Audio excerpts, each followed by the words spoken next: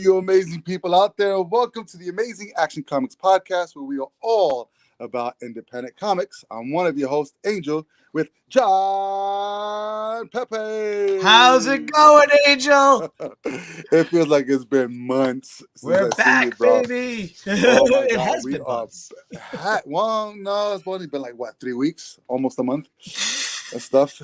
Yeah, so what? Yeah, like 3 weeks, 4 weeks, 5, 6, something like I that. remember one after after October, and that's it. After Halloween, No. I remember one after Halloween, and that's it. I have to go back and check to see what episode 122 was launched, because this is episode 123. 123, baby. Oh, look at that. 12-3 for the end of the year. 12-23. Look at that. For the end of the year. It all works. Numbers and numbers. You can't play with them. All right, guys. Welcome to another episode. Instead of an indie comic review this week, we're actually going to sort of just, go through the comics that we enjoyed for the year of 2023. And maybe talk about a couple of titles that we have that are coming out in 2024 that we're really, really, really looking forward to. It's been a crazy end of the year with my daughter turning 16. So we had 16 planning. You have to plan that out like 90 months in advance. And I just wanted to tear out all of my hair and beat up every single person until the day of the event, because it was just crazy. But it ended up being extremely beautiful. She had a great time. But yeah, towards the end of the year, the schedule just gets kind of crazy. So John and I are looking forward to 2024, kicking it off with whatever books are coming out, and then getting back to being on a regular schedule every Friday in the AM to bring you out 2 cents for the books that are coming out for each week. End of the year news. I mean, other than freaking, what's his name? I can't remember his name now, but he was on Brooklyn Nine-Nine. Andre Braugher. Yeah. Dude. And the first movie I'm not going to say the first movie I ever saw him, but the first prominent movie that sticks out in my head is Duets. Oh, wow. Have you ever seen that movie? No. It's Paul Giamatti. Yeah. It's him. Yeah. There's a couple of other people. It's Gwen Stefani. Huey Lewis is in the movie. Because they do their freaking duet of Baby, Let's Cruise. Let's go. But he sings with Paul Giamatti. And he has a great voice, a singing voice.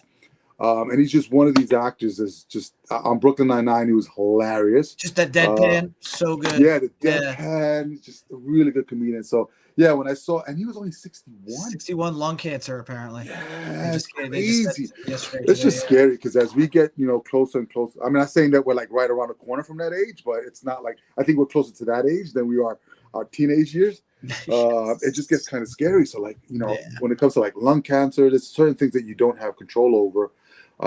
And to just have that turn, because I think Brooklyn Nine-Nine ended maybe a year, 2 years ago. A couple seasons ago, a couple seasons ago. So, and he was on that, and he was like phenomenal, just hilarious. I mean, great voice. I think first major film was Glory with Denzel Washington, Matthew Broderick, and touched the comic world a little bit. He was the voice of Darkseid in Justice League Apocalypse. That's right. And really no modulation. They just let him just do his voice, and that was really cool.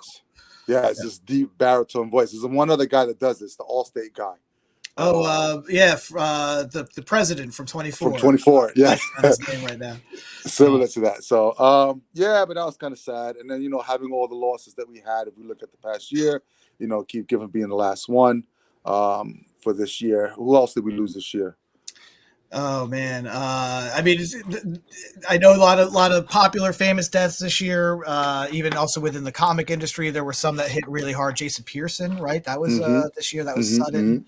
Also I know personally, I've lost a lot of people from up in Burlington, Vermont this year, just in the last few months too, which has been just devastating. And I want to give I'm going to give a quick shout out to a non-comic related podcast, but a podcast called Talking Shit About Death, hosted by Diane Sullivan. And I just listened to the most recent issue last night with Kyle Fatty B. Thompson, who is amazing rapper, DJ, artist in and of itself. But this is a great thing that Diane is doing. She's a friend of mine from up in Burlington. Really cathartic. You get the cries and the laughs, and in this particular episode, there's some really good music too. So if you're looking for a non-comic podcast that's about death, well, talking shit about death, you can certainly find it. It's a good one, especially the most recent episode. So, All right, cool. Well, it's good to know. I'm always looking at stuff about death. Makes you feel alive. All right, cool. So yeah, so we'll keep this one a short one for the end of the year. I think what we're looking at is coming back the first week of January, which is going to be January 5th, that first Friday. We'll kick off the brand new year with whatever's going on for that week. And then we'll kind of make announcements as to what we got going on at Amazing Action Comics as well. We're going to let the year wind down, spend some time with family, and not be so stressed out. But let's take a year in review. We've got some comics that we definitely, just really enjoyed. This year, like every year so far, there's been a pretty good selection from week to week. I think I got slimmer towards the end of the year, but we started off really strong. And as I look at my list, I'm like, holy shit, it's like really Miller heavy. Like he's just nonstop this year with just stuff. What? So that's all right. That's some news. You asked if I had news earlier, and I was like, I think there's something, but that's actually pretty big. Mark Miller is taking his Miller World from Image over to Dark Horse, and there was some rumblings about, he's still with the Netflix banner and all this, and there was rumblings like, oh, well, is this because he was kind of talking about the Ghost Machine, right? Jeff Johns' imprint, Mad Ghost, is now Ghost Machine, and he's making all these guys go exclusive with him once they finish their contracts. And Miller kind of was like, I don't know why they're doing this. The big two need these guys, that are going over to this exclusive. And so there was a little bit of speculation like, oh, well, Image didn't like that he said that, since Ghost Machine is an Image imprint, and that's sort of why he was giving his walking papers. But it's actually a lot simpler and less controversial than that. It makes a lot of sense because that license, that contract with Image was expiring. Dark Horse already has a whole bunch of Netflix licenses, Stranger Things, Witcher, whatnot, all that stuff. And so it's a business move on Mike Richardson's part to get Netflix to get everything under one publishing umbrella for Netflix. So since Miller World is a deal with Netflix, that is all just going to be now under Dark Horse. So it's a more one-stop shopping for your Netflix licenses. So that's still kind of exciting. All that stuff's going to be in print. That means he's got more stuff. I know Big Game finished up pretty huge. So that's really cool. And then in a little bit of this, I noticed in reading about some of this stuff, there was something that I don't know how true it is or not, but apparently Mark Miller will be writing Superman in 2025. Really? So yeah, that was like one throwaway line in one article that I read. So I didn't do any research because I just don't. And so that's a possibility to look on the horizon. Mark Miller coming back and writing Superman after about 20 years. Yeah. Oh, that's interesting. Well, I mean, you have Bendis moving his stuff from place to place all over the time, as well. Yeah. So all now you do is just get a collected edition of Mark Millar under the Dark Horse imprint. And Netflix. So I mean, when it comes down to business opportunities, guys are going to do what's best for them. It makes sense. And Michael Richardson losing, a couple of licenses over the last couple of years, being smart to be able to get these new licenses and new titles under. And he had a couple of titles that we were really like digging for a while. So I mean, Dark Horse is still hanging on there. So don't count them out at all. I mean, you can't say that for a bunch of other ones, but I mean, I don't know what's going on with IDW, their future. Because I mean, they've been popping out stuff, but you know how popular it is, and then you have all these other publishers that are starting to pop up that are collected. So you got the Ghost Machine, like you said. You have Distillery, which is like Lula Latoya, whatever, and a couple of other people. They just came up. Then you had Bad Idea, that's been around for a while, and they just keep coming in and out. So, and you're probably gonna have other publishers that are gonna come popping out as well. So like you have Aftershock, which unfortunately is still trying to dig itself out of their Chapter 11. And again, another hold on publishing. Opus, which was doing a lot of that Frazetta stuff, they got into some trouble because they weren't paying creators, and so that stuff has now kind of been delayed. That they did promise they're not going to release anything until creators are paid. That's been a big theme this year with several strikes in the entertainment industry. Look, you want people to do work for you, you got to pay them. And it's just crazy with like inflation and cost of everything going up, and including the cost of, I mean, It's funny. I was listening to another podcast, and this was not too long ago, where they were saying that $4.99, $5 was going to end up being the average for a comic. And if we look at today, by today's standards, most comics are $4.99. Yeah, It's crazy. The only comic that I could think of that's less than $3 is McFarlane's Spawn. All his books. He holds that line. Yeah, $2.99. Yeah, I mean, Mark Millar brought out what was it, Nightclub for $1.99. Yep, which was great. So I mean, definitely a marketing gimmick to get more people to buy that book. Yeah. But the book was actually pretty good. Yep. But for the most part, new books that are coming. I mean, look at Distillery. Distillery is what, $8.99, $7.99. $8.99. But you get a nice. It's a big book. It's a big book. But they're collected stories. So it's anthologies, and I'm just like, I'm gonna spend. Well, the Distillery one shot, The Devil's Cut, was an anthology of 11 short stories, 8 of which now get ongoings. But I looked inside. What was it, Sumna or Sumna? Whatever. Sumna, yeah. Wasn't it different artists in that book? It's same Becky Cloonan, and I forget who the artist is. Okay. Yeah, but it was the same artist.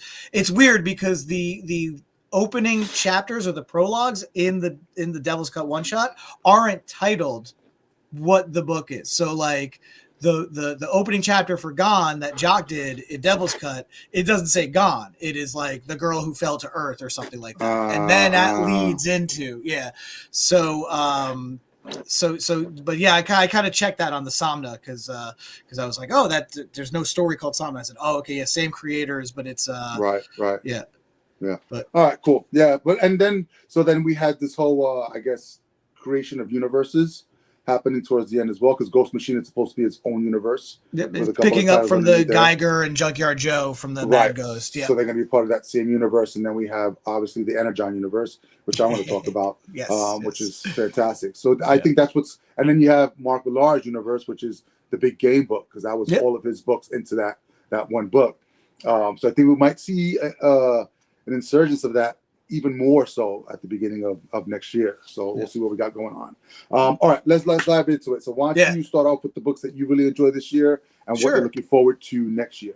Sure. So I guess I narrowed it down because there were a lot of books, and I loved Nightclub that you mentioned. I thought that was really good.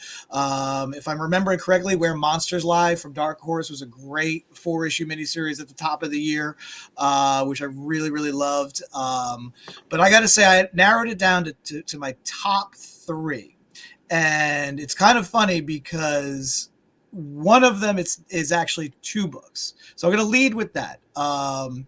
I got to say, an artist, writer who has been having a great year, in my opinion, is Szymon Kudranski. We talked about it before. He did the art on the Steve Niles, I believe, A Town Called Terror. But he has his own imprint with Image called One Man Art Productions.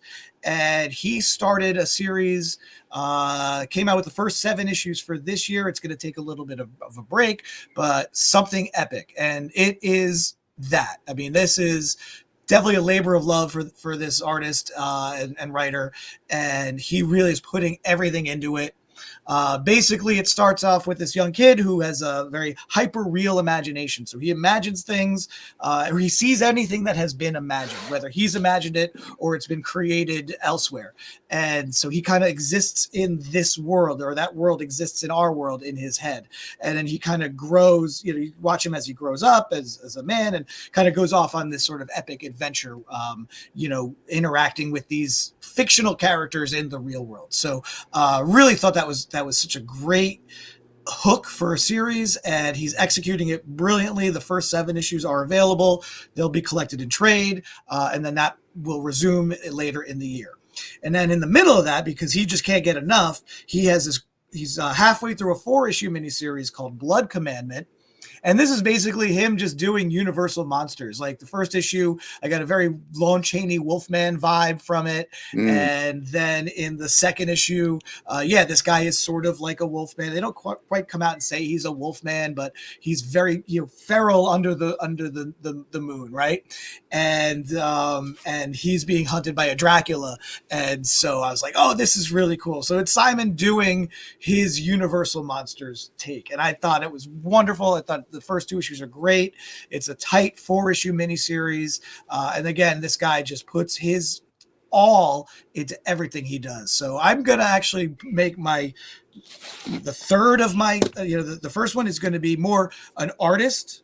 But yeah, Something Epic and Blood Commandment, Zyman Kudransky, One Man Art Productions. Give this guy's work a look. He's worthy and he deserves it. The second one, my number 2, I don't always like to do licensed books, but man, Titan Comics has picked up the Conan sword, we'll say, and has been publishing a great Conan series right now. Great 4-issue arc, which is Conan versus zombies, essentially. And then the current arc that is now starting follows one of the best Conan stories by Robert E. Howard, Queen of the Black Coast, but also touches back on that first story arc. Real 70s, old school, Conan vibes coming from this title, as well as a reverence and respect for the Robert E. Howard material. And what's even cooler is they promise to sort of start unifying all the Robert E. Howard creations. So not just Cull, but Bran Mak Morn, Solomon Kane. They're going to kind of do like a Robert E. Howard universe with Titans. So I really wish them luck with that. So far, so good. So I hope they keep at it.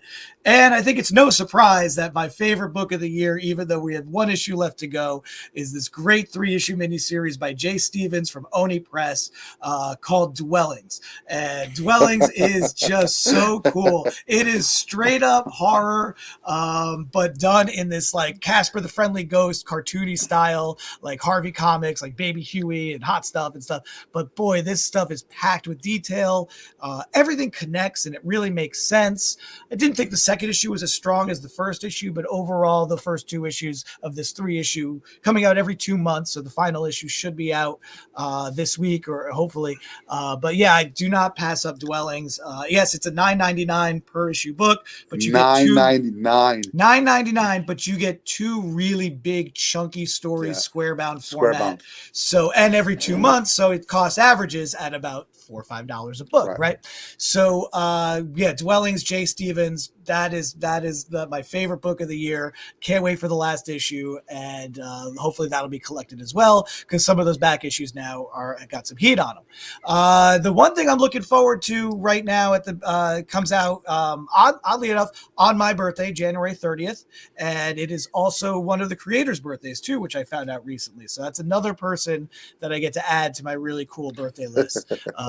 But it is a book from Image, and it is called Moon Man, and this is the one that I couldn't talk about after Comic-Con, so I'm talking about it now.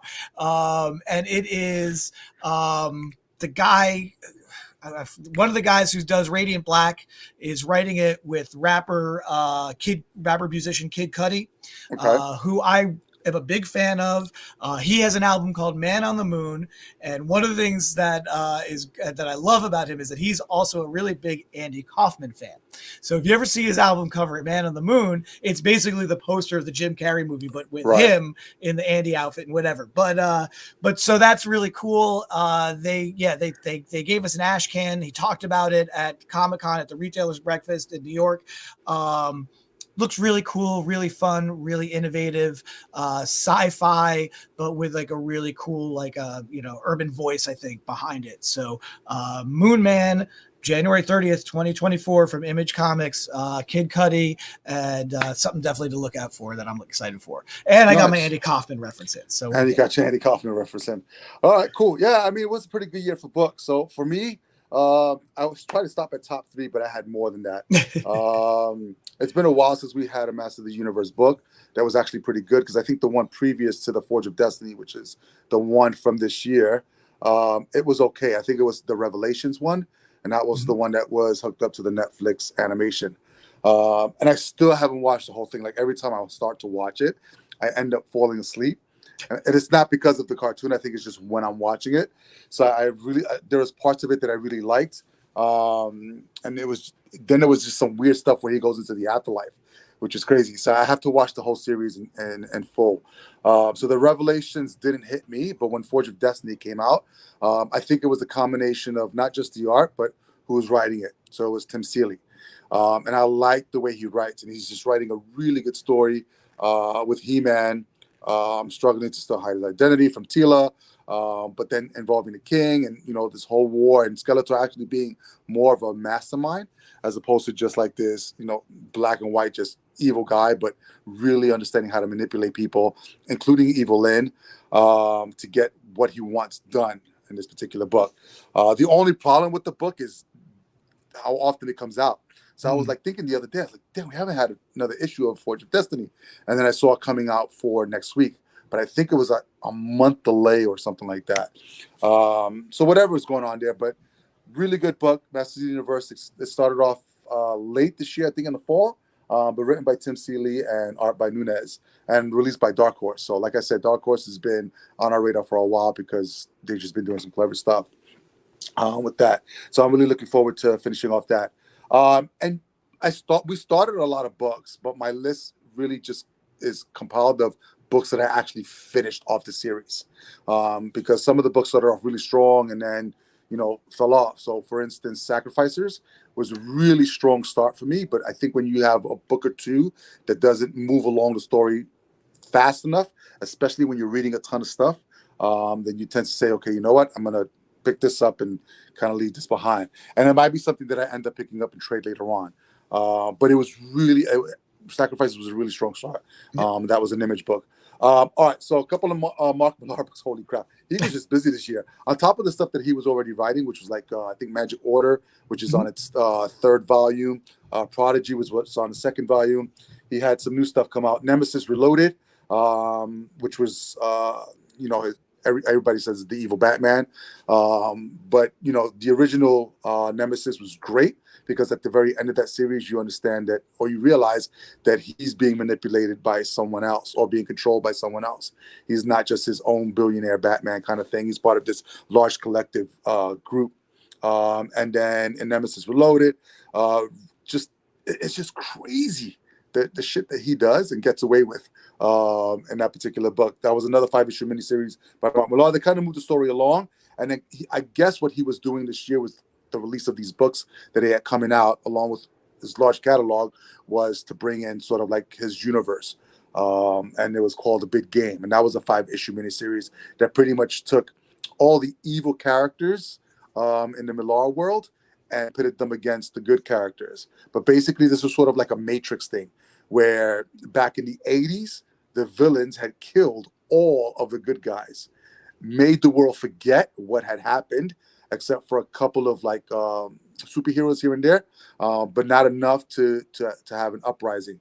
But then now we're in 2023, and you have all these new superheroes, including the kids from Nightclub, which came out this year, these vampire kids, the Ambassadors, which were like superheroes that shared powers from different countries based off of one central location. And so with the uprising of superheroes, the collective of super evil people needed to go ahead and squash this again. But then you had Hit Girl, Kick Ass, all of Millar's world just kind of coming in. I wish it would have been just a little bit longer, because the end seemed a little bit rushed, because all of it was a build-up to that ending of, all right, how are they going to kill this one guy who's that collective lead of the evil people. But overall, I was satisfied. So if you're a Millar fan and you read a lot of his stuff, then definitely pick up Big Game, because it's a collection of all of his work, and you'll see some very familiar faces in there. Nightclub was another one of my favorites. I think that one is still going, or it's going to be another volume, I think, because the first one ended. But really cool. These three kids, modern day millennial Gen Zs, trying to get popular on YouTube, videoing stuff, and all of a sudden they get bit by a one kid gets bit by a vampire, spreads it to his other guys, and then this whole adventure begins. But really cool. And what was really great that Millar did with that is that he made that book $1.99. So all the issues were $1.99. And you're not going to get anything that's like, oh my God, it's the best thing in the world kind of read, but you're going to get a Mark Millar book, which is, a middle, a beginning, and an end kind of thing. Some twists that you kind of see coming, and some of them where you're like, oh shit, that was pretty clever. And with as much as he writes as far as like genres, there's still good stuff that he's putting out that's quite entertaining. So Millar Ramirez did that book. We talked about Big Game, which kind of like ended the year of all his new books, including his old catalog. Definitely worth a read off of that. Ambassadors started off the year. I think that came out in January. That was pretty good. And I like the superhero genre. And this was another take on that superhero genre. And basically you have a male and a female lead, Koreans who are developed this system where people can share these powers. They're sort of like in a bank, and you can download them, but only one person can use the powers at a time. We come to find out they had a falling out. So the woman is recruiting all these people from around the world to become ambassadors of superheroes for good, while her fiance or then fiance is doing the exact opposite with bad guys and stuff like that. And then you have this big confrontation at the very end of the series. But what was cool about the big game, spoilers, is that we get Kick-Ass at the very end of that, becoming the ambassador for the U.S. So he becomes an official superhero, which was great. So there was for him to have a universe, or to have any kind of universe, there needs to be this cohesiveness and logical timeline, and it has to all kind of make sense. And to be able to dip into, Kick-Ass always wanting to be a superhero, and to finally at the end of this universe book, him becoming an actual superhero, was great to see that kind of transition all the way through. So really good. Yeah, Millar was on that one along with Travis Charest on art. So it was a great looking book. One of my favorite books this year, because it was a throwback to the 90s with one art style and one story, and then a flip book to the other side with the current story being told. This is another Seeley book and Fleece called Local Man. Just another take on superhero book. And basically you have sort of like this superhero. What the hell was his name? I can't remember. Yeah, I blanket on that too. Yeah, but it's like a guy that can never miss. Damn it, whatever. So basically, he gets kicked out of Gen 4 or whatever it is, has to move back to his hometown, and the stipulation is that he can't use his power and he can't do any investigations. He can't do any superhero work at all. It's still an ongoing right now. And he's solving all these like little murder mysteries that are happening to, his old nemesis, and stuff that's going on. And we're realizing that certain people that are around him are not the people that he thinks that they are. So you have that current day story that's going on. And then when you turn the book upside down to the opposite side, you read it the other way, then you get basically past history, but drawn and written sort of like in this 90s image style. It's so cool to see the two different art styles and the writing as well, because it's cheesier on that 90s stuff and it's more modern on the modern day take stuff. So that's definitely one of my top up there books this year, and I'm really looking forward to seeing where that book goes. Junk Rabbit was another one. This is Jimmy Robinson, artist and writers. It ended. I kind of knew where it was going to go towards the end, so it wasn't a huge surprise. But nonetheless, the storytelling was really great. The concept was really cool with having the world just going to this post-apocalyptic. You have these big bubbles where people live in that have the clean air, and then you have the junk people that live outside that basically live off of the junk that's being thrown out from these populations. And then you have sort of like this rivalry between the two, and then obviously you have the evil person that's running the inside the bubbles being exposed at the very end. And then the junk rabbit, the myth of the junk rabbit, is this person that comes out and kind of like saves the people in the junkyard. Looks like a rabbit made out of junk. Great title, makes sense. Really good book. One other book that I really liked was In Hell We Fight. Yes. And all of these are Image books, by the way. The only one that was different was the Dark Horse book. But In Hell We Fight was great. It was another 5-issue miniseries. And basically, you have these kids that are in hell for doing stuff that they deserve to be in hell for. And what's crazy is their hell is sort of like this place that they share, but then they all have their own personal hells. So there's this one kid who has an axe in his head, and every time they pull it out, a new axe pops up. We have another guy who's destined to be, killed by this frog demon all the time. And that's the one that spits out like stuff. So he'll vomit, and then whatever they need, he'll vomit out. But it causes him all this pain and convulsion and all this stuff, which is great. And then we find out that one of the other girls is her father is one of the head demons. Like there's all these demons in hell. But basically you have sort of like this package in an ice cream truck that was being delivered to this particular demon. They cut it off and find out it's an angel. And then they have this adventure all the way towards the end. So it was really good. It was really clever. And then they have this baby demon that's following them around. that they don't want following them around because they're always getting them in trouble and stuff like that. But they're a son of like a huge demon down there. But really great. So if you just want like that kind of stuff, Layman and Jock and How We Fight was great. All right, my number one. All right.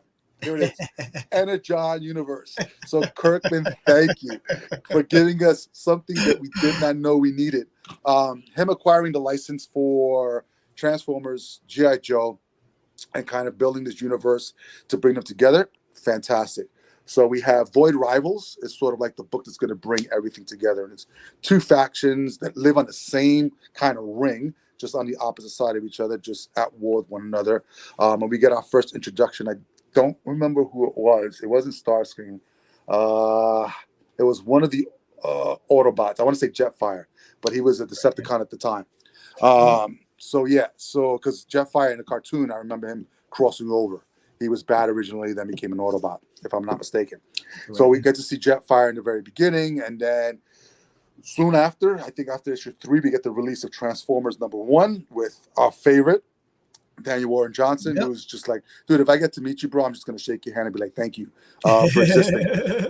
Because there's just been some, like, he's one of these people that, I don't know if you want to say he slipped under the radar, but he's just like, he's so different and so consistent. So even with his mainstream stuff, because I remember reading Extremity, which he did. That was back in the day with Image. His Wonder Woman Dead Earth was fantastic. And then we read Do a Power Bomb with him. That was the best book of the year last year. Yeah. And then he had Murder Falcon as well, which I didn't have a chance to read.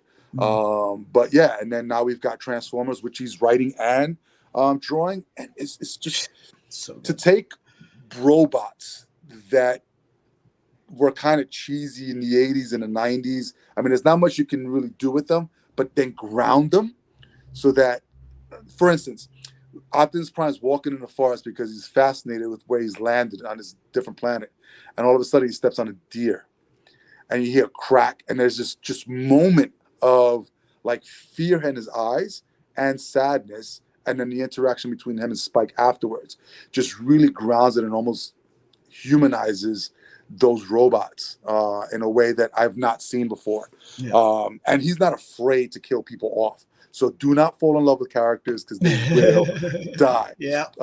So DWJ, keep doing what you're doing with Transformers because I love it. And it's part of that whole Energon universe. And I love how they're starting to bring this in. And then what's going to come next is that Duke and that Cobra Commander. And then there should be a separate G.I. Joe book that comes in as well to kind of close out that entire universe. Now, the other thing that came out this year, which I'm really excited about, that was a continuation, was G.I. Joe. So issue 301. So you got Larry Hama back writing. And so there's a continuation of that. And to be honest, I read probably a handful of issues of the original run, and I just kind of fell off. But, with it coming back, he's got a fresh new take on it. It's a continuation of what he's done in his previous works, but yet it's written so well that you don't have to have read the previous works to enjoy what he's doing now. And then you got Kubert on art and stuff like that. So I mean, it's dude, we had so much good stuff towards the end of this year. I was just so happy. You did make me think of my favorite moment of the year. My favorite comic moment of the year was Transformers issue 3, Optimus Prime beating the other robot up with his own arm. That's the comic moment of the year. But then it ends, and I'm like, how the fuck is he gonna get his arm back? So, but whatever.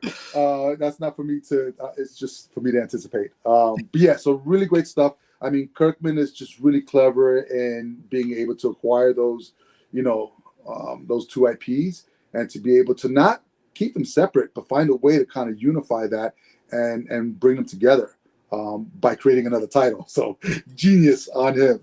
I'm really excited for that. So looking forward to seeing where the Energon universe is going next year.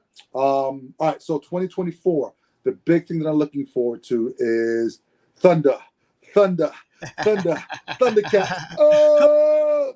So, I mean, Dynamite's been on a really weird, trippy kind of, journey with not having all sexy books and sexy women on books, but acquiring licenses like Darkwing Duck, a lot of Disney properties, the villains and stuff like that. You got Darkwing Duck. Who else do we have? We have Maleficent. We've got the Hades. Hades. Yep. Yeah, so stuff that's not Gargoyles. Gargoyles, which is not in their wheelhouse at all. Hasn't been for quite some time. So, but they're still releasing, the Vampirella, the Red Sonjas, all that stuff. But they got the license for Thundercats, and I'm really excited. So I'm hoping that this is going to be something that's going to pay, homage and respect to what we loved when that first animation came out, and maybe be a continuation of that. I don't think we need another origin story. If we get it, we get it. But if we had sort of like this continuation of what's going on in Third Earth, or maybe sort of like this crossover into coming to Earth, I'll take it. But the fact that we're getting Thundercats in 2024, that is what I'm looking forward to, and I believe it comes out in February of next year. Yeah, Dynamite's got a few new licenses on the deck. We talked about them post Comic-Con. I'm looking forward to the Flash Gordon, the Dick Tracy looks interesting, the Gatchamon's Battle of the Planets. I mean, they're really on a roll right now with their licenses. They're New Jersey's own Dynamite Comics. Yeah. But what's funny? I think we're sort of like in this cycle because things kind of repeat. So we look at fashion, we look at news, we look at history. There's certain things that just kind of repeat in the circle. And I think we're coming full circle into going back into some of those properties that we had back in the 80s and 90s that were really solid and nostalgic for a lot of us that kind of fell to the wayside. And hopefully some of that stuff will kind of get back, like the Thundercats. Maybe that'll lead to something that we get to see on screen. Because if I can see a Thundercats movie before I die, that'd be fucking fantastic. And not a shitty one. I mean, a really good one. That would be great. So, all right, guys. So we had some really great stuff in 2023. We are really looking forward to 2024. I'm pretty sure, every year they say the comic industry is dying. It's not going anywhere. I mean, it's going to be around for a while. As long as people love to draw, as long as people have an imagination, and as long as people want to, have this stuff coming out, it's going to keep coming out. But that doesn't mean that we don't do our part. We need to support all the comic shops. Get there, even if it's 1 or 2 books a week. At worst, a book a month. Just stepping into the local comic shop, having a conversation, and seeing what tickles your fancy. There's never been a better time to have more of a selection of different genres, different books, mainstream and independent, to go and choose from. The only problem is a cup of coffee or comic book. I'll take a comic book over a cup of coffee every now and then. I've chosen comics over food. Yes. It's crazy, yeah. All right. So there you have your 2023. Looking forward to 2024. And like I said, look out on the site. We're going to be updating that very soon for what we got going on at Amazing Action Comics and what's coming out for next year. Obviously, everything kind of slows down towards the end of the year, but we're looking forward to producing some more stuff for 2024, including getting some Kickstarters started, so that we can bring some additional items for our fans and stuff like that. So that'll be fun. All right. Like I said before, make sure you visit AmazingActionComics.com to stay up to date. If you want to be part of the podcast sometime next year, just go over to AmazingActionComics.com/podcast. Fill out the form. John and I would love to have you on, talk about you and or your creation that you got coming out or that you're working on for that. Visit, please, your local comic shop. Support them. Now is the time. It's the holidays, so it'd be great to, get some gifts for your family that are, comic book or, movie lovers. To get them to pop stuff.